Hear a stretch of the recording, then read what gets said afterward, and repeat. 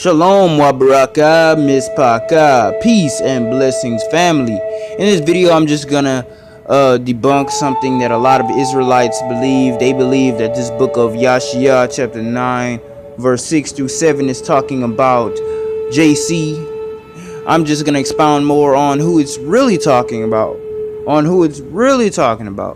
It says, "For unto us a child is born, unto us a son is given, a son is given, a son is given." Let's check that out. Psalms chapter 2 and verse 7. "I will declare the decree. Yah have said unto me, Thou art my son. This day have I begotten thee." So Yah said David is his son. David is his son, because this right here is David's. This is David's writing this, right? We know that the first 72 books of Psalm were written by David, so we know David is writing this, and the Most High just said, "This day have I begotten thee, thou art my son," right? But the New Testament will tell you that JC is the only begotten son.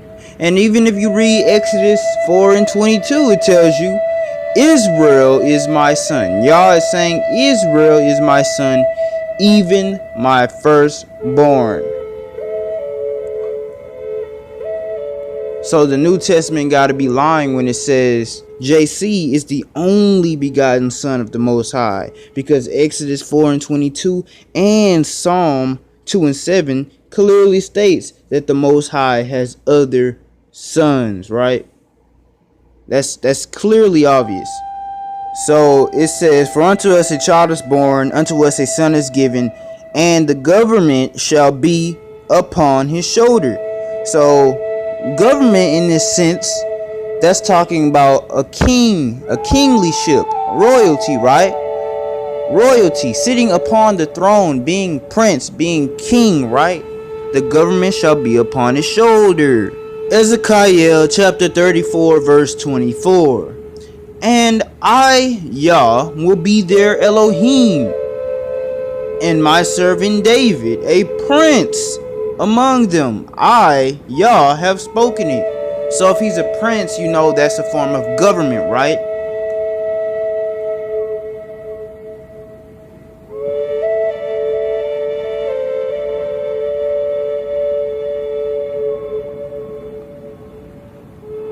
Ezekiel chapter 37 and verse 24.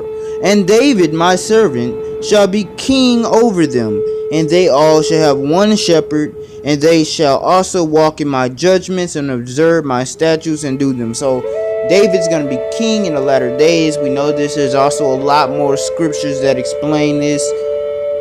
So yeah, David is clearly has the government upon his shoulders. He's clearly one of the sons of the Most High, right?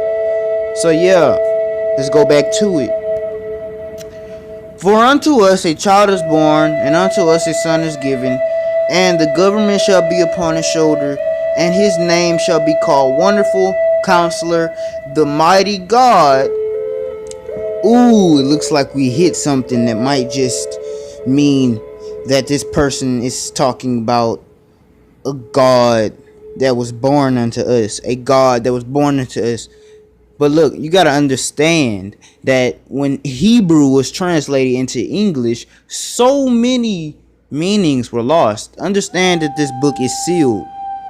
In Daniel 12, it tells you, "Shut up the book, seal it until the time has come when knowledge shall be increased upon the earth." Don't you know that time is now for the book to be unsealed, for the true meanings to come out?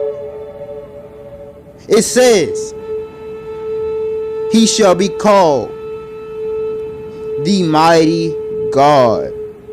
See, the Hebrew, the true Shemitic meaning of the word God in this text, notice that it says El. It does not say Elohim. It says El, right? All, right? All. What does it mean? What does it mean? What does it mean? These are some definitions of the word all, right? Focus on that word power.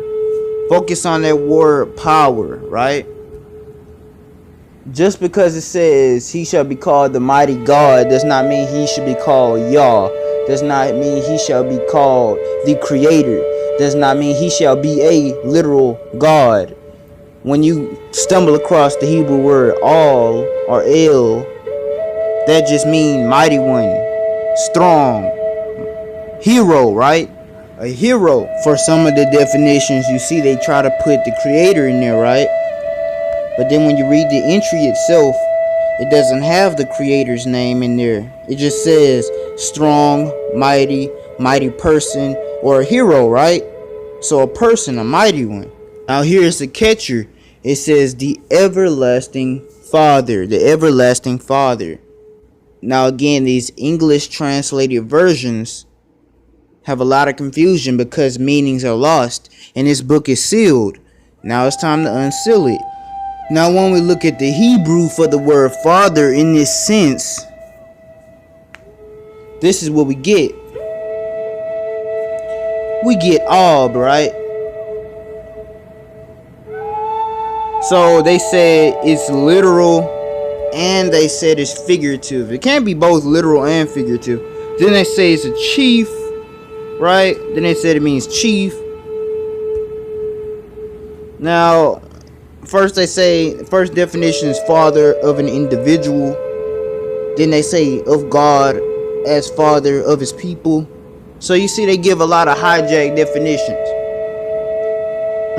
They give a lot of hijacked definitions that don't make sense of this context.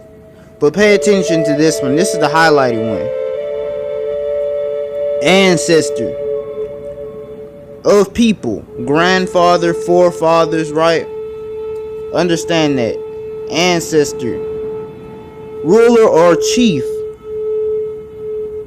Now when we look at the entry, it just says father. It doesn't really say anything else. It just says father. Same thing the actual scripture said. But this definition is what I really want you to focus on. Father meaning ancestor, grandfather, forefather of a person, of people. That is like the truest definition, because Jeremiah 33 and 22 says, as the host of heaven cannot be numbered, neither the sand of the sea measured, so will I multiply the seed of David my servant, and the Levites that minister unto me. So it makes sense that the real definition of everlasting father is talking about everlasting ancestor, because he had a lot of seeds, a lot of children, a lot of posterity, right? JC was not really the father of anybody. He didn't have any children. He was the so-called son of God, right? But he wasn't the father of anybody. David was the father of a lot of people. His seeds were multiplied as the stars of heaven. Now, I know what you're thinking, but it said everlasting father. David has died. He's not the everlasting, right? Why did it call him the everlasting ancestor then? Because look, Ezekiel chapter 37 and verse 25. And they shall dwell in the land that I have given unto Jacob my servant, wherein your fathers have dwelt. And they shall dwell therein, even they and their children's children forever. And my servant David shall be prince forever.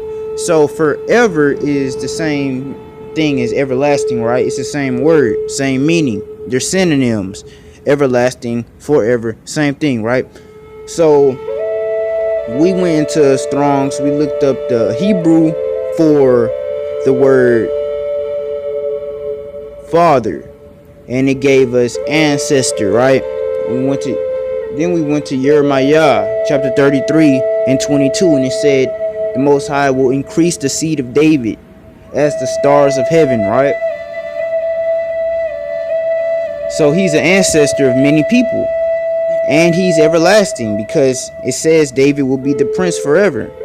That makes him an everlasting ancestor, everlasting father. And when we looked up, he shall be called the mighty God, we know that that's like a mistranslation, because we know the meanings were actually lost when the Hebrew was translated into all these different languages. So the mighty God shall actually be the mighty power, the mighty chief, a mighty one, a hero, stuff like that. The last title it gave it is the Prince of Peace, the Prince of Peace, the Prince of Peace. Now who can that fit? Who can that fit? Couldn't be this person. It could not be this person who everybody attributes Isaiah 9 and 6 to. Matthew 10 and 34 says, think not that I have come to send peace on earth. I came not to send peace, but a sword, right? So yeah, it can't be talking about this guy. But who is really a Prince of Peace? Who really will establish peace forever? 1 Kings chapter 2 and verse 33. Their blood shall therefore return upon the head of Joab, and upon the head of his seed forever. But upon David, and upon his seed, and upon his house, and upon his throne, there shall be peace forever from Yah. There shall be peace forever from Yah. Now we understand who the Prince of Peace was, and even if we read in Ezekiel, it said he would be the prince forever, the ancestor. And verse 7, it says, of the increase of his government, of the increase of his royalty, of his reign, right? And peace there shall be no end, upon the throne of David, and upon his kingdom, to order it, and to establish it with justice, and with justice from henceforth, even forever. The zeal of Yah of hosts will perform this. On the throne of David, right? Upon the throne of David. He shall sit upon the throne of David. Jeremiah chapter 33 and 17 says, for thus saith Yah, David shall never want a man to sit upon the throne of the house of Israel. Only David's gonna be sitting upon his throne. Only David's gonna be sitting upon his throne. Now let's read it one more time with understanding. Yashiyah chapter 9 verse 6. For unto us a child is born, unto us a son is given. Psalms 2 and 7. David is a son of the Most High, right? And the government shall be upon his shoulder. We already read a lot of scriptures about David ruling, David being king, David being the prince, David sitting upon his throne forever. And it says, and his name shall be called Wonderful, Counselor, the Mighty God, meaning a mighty one, a hero, a chief. In the original Hebrew, that word God is El, or all. That word God is all, meaning powerful, power. Doesn't necessarily mean the creator, does not mean Yah himself. It just means power, just means chief, just means mighty one, just means hero. The everlasting father, the word father means ancestor in the original Hebrew. So he is an ancestor of many. Jeremiah chapter 33 verse 22 says that his seed will be multiplied as the stars of heaven, and the Prince of Peace, because we read in Kings that he shall sit on his throne and there will be peace on earth forever. But JC said he came not to bring peace. And in verse 7 it says, of the increase of his government and peace there should be no end.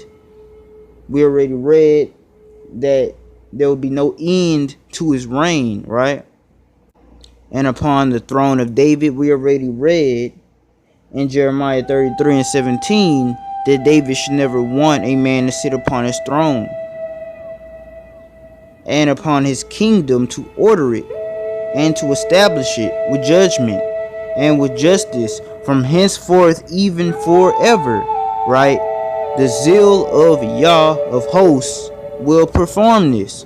So all of this right here from 6 to 7 is talking about David in the latter days, right? Peace and blessings, family.